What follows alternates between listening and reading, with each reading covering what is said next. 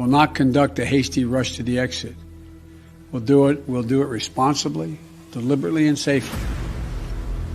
Our embassy, of course, is remaining there and a presence there as well. We're not withdrawing. We're staying. The embassy's staying. I met with the Afghan government here in the White House, in the Oval. I think they have the capacity to be able to sustain the government. Is a Taliban takeover of Afghanistan now inevitable? No.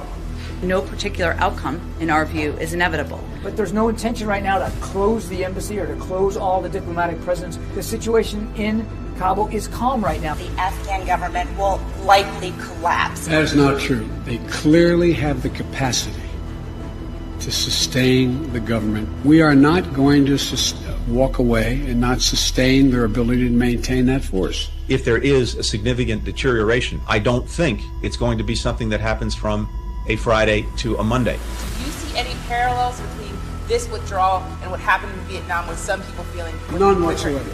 There's going to be no circumstance where you see people being lifted off the roof of a embassy of the United States from Afghanistan. The likelihood there's going to be the Taliban overrunning everything and owning the whole country is highly unlikely.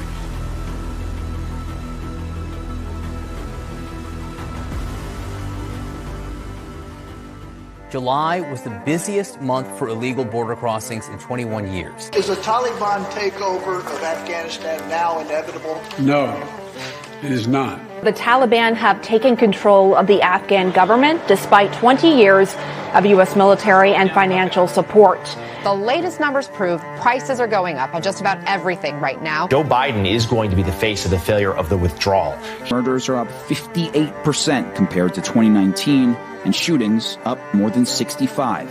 Unprecedented crisis. That is what the Secretary of Homeland Security just called it. President Biden's immigration plans being derailed by conflicting messages and the reality on the ground at the southern border. Higher prices are likely here to stay. 7,000 COVID-positive migrants into the city since February. 1,500 of them just this week alone. The president was hardly visible as he departed for his weekend retreat at Camp David.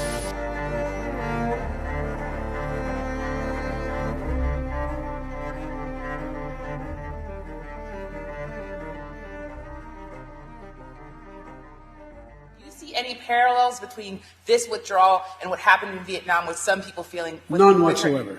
Zero. There's going to be no circumstance where you see people being lifted off the roof of a embassy of the United States from Afghanistan. As the Taliban complete their takeover, the chaotic departure of embassy staff is drawing comparisons to the fall of Saigon during the Vietnam War. Just look at this side by side. On the left, Americans being airlifted from the U.S. Embassy in Saigon in 1975, and on the right, the same scene today in Taliban takeover of Afghanistan now inevitable? No, it is not. Because you have the Afghan troops have 300,000 well equipped as any army in the world, and an air force against something like 75,000 Taliban. It is not inevitable. Well, the Taliban's return to power in Afghanistan now appears inevitable.